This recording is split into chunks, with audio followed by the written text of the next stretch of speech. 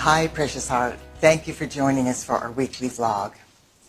Last week, we began discussing the divine intervention that took place during the 500-year period of grace our Father, Mother God blessed humanity and Mother Earth with a little over 500 years ago. After the opening of the portal of our Mother God's love in South America, which we discussed in vlog 85, another divine plan was set into motion with the intent of awakening the spiritual centers within humanity's newly awakened creative right brain hemisphere. These centers had been almost dormant since our fall from grace. In the 15th century, we were living in the Dark Ages, and our affinity for culture and the arts was practically non-existent. In order to stimulate our creative right brains, the Company of Heaven projected the wisdom of the arts into the mental and emotional strata of Earth. As this sacred knowledge filtered into humanity's conscious minds, the Renaissance began to flourish in Florence, Italy. The expansion of art, music, dance, literature, and every other creative facet of the Renaissance moved humanity into a level of civility that we had not experienced for a very long time. The movement in Italy spread throughout Europe, signaling the end of the Dark Ages and the beginning of modern history. The Renaissance inspired civil liberty and a new internal order of culture and political development. It was the beginning of humanity's awakening and a crucial stage in the process of liberating the mind from our ego's paralyzing grip of fear and misinformation. In the midst of unrivaled barbaric darkness, the Renaissance birthed a civilization of a higher order of being.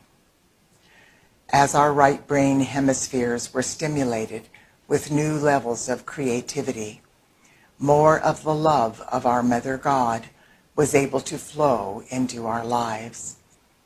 Much of the art painted by the great masters focused on some of the main players in the Piscean Age: Joseph, Mother Mary, and Jesus, who symbolically represented the Holy Trinity, were depicted in many of the Renaissance paintings.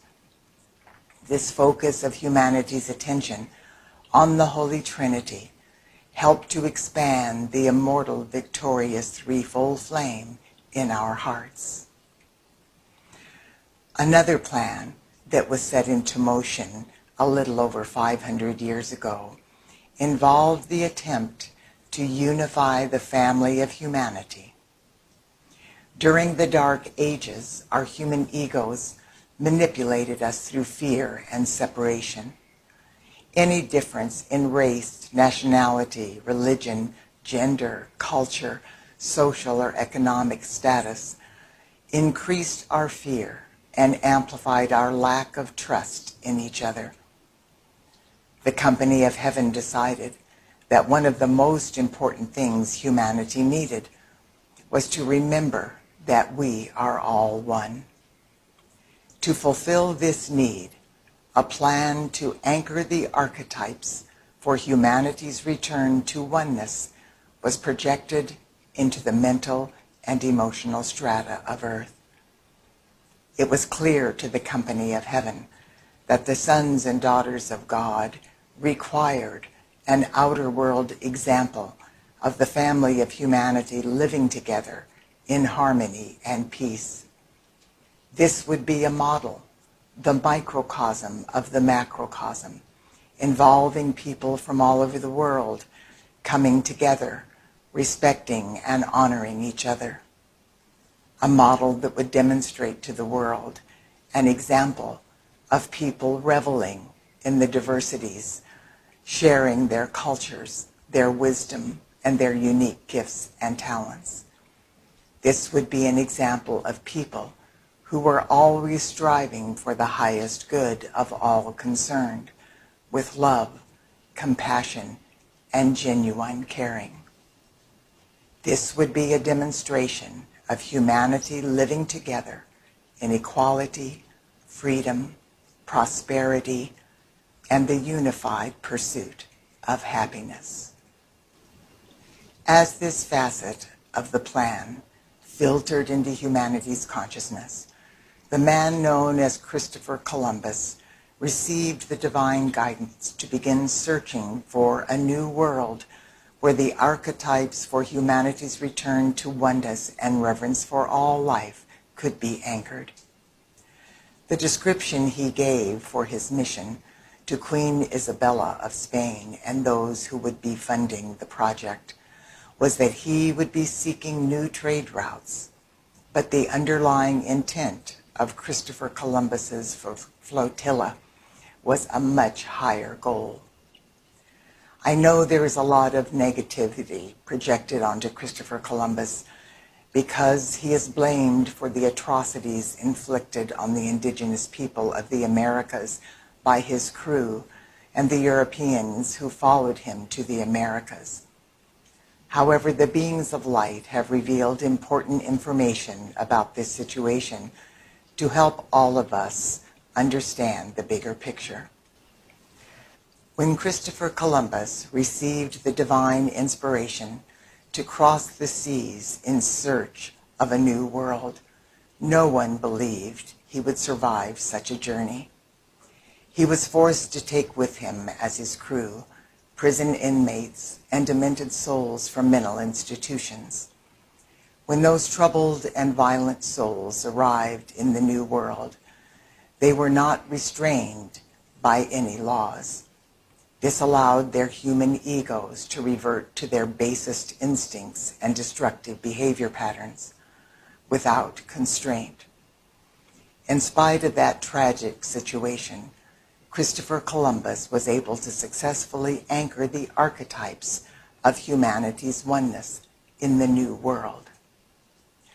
One of the things the beings of light want us to realize is that 500 years ago, humanity's human egos were running amok in every location on the planet. Sometimes it is reported as though the indigenous peoples of the Americas were all peace-loving people who were living together in harmony and love.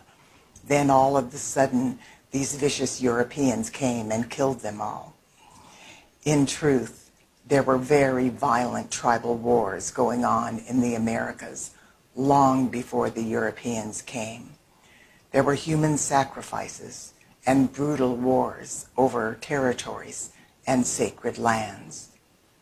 This does not in any way justify what the Europeans did, but we need to put into perspective how out of control humanity's egos were. We were all afraid of each other, and we violently protected what we thought we needed for survival. That is exactly what Christopher Columbus's divine plan for the new world was hoping to eliminate. Christopher Columbus was one of the embodiments of the Ascended Master, Saint Germain. Saint Germain is known in the realms of illumined truth as a son of freedom. He is the keeper of the violet flame of God's infinite perfection, and he will be a predominant influence in helping humanity return to Christ consciousness during the age of Aquarius.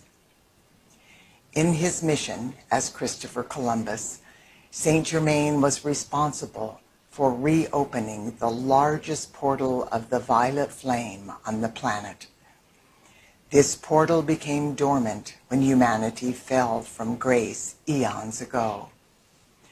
This portal covers a large area, including the Dominican Republic, the Caribbean islands, Cuba, Florida, and the surrounding areas. It was not by chance that the flotilla of Christopher Columbus was first drawn to Santo Domingo. When he arrived in that location, the company of heaven joined Christopher Columbus while he served as a surrogate on behalf of all humanity. Through the unified efforts of heaven and earth, the portal of the violet flame of God's infinite perfection was opened to full breadth. When the violet flame flowed through that portal into the physical plane of Earth, the landmass now known as the United States of America was flooded with the balanced frequencies of our Father God's power and our Mother God's love. This was necessary, and it was the first step in anchoring the archetypes for the new world. Next, through a process of divine ceremonies that were orchestrated by Christopher Columbus and the Company of Heaven, the archetypes for humanity's oneness and reverence for all life were successfully anchored in the new world. The word America is an anagram for the I Am race. This name, plus the frequencies of the archetypes for humanity's oneness and reverence for all life, created a force field of divine love that began drawing the family of humanity from all over the planet to the new world. The term I Am race represents a race of God-conscious souls comprised of all races, religions, cultures, creeds, nationalities, and every social and economic status.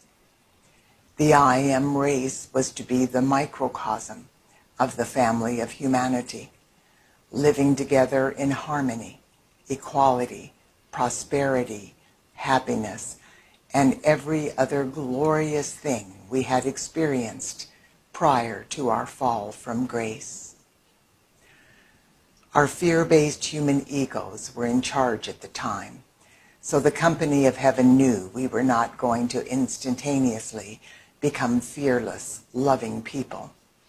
Just as Jesus knew it would take millennia for us to understand his message of returning to Christ consciousness, it was clear that it was going to take a period of time for humanity to grasp the concept that we are all one.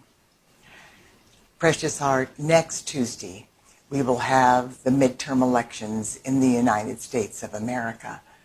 So please join us during Vlog 87 as lightworkers around the world and the Company of Heaven empower the archetypes for divine government and the immaculate concept for the highest divine potential of every person associated with the governments around the world. The following week, during Vlog 88, the Company of Heaven will continue sharing with us another of the divine plans initiated during our 500-year period of grace.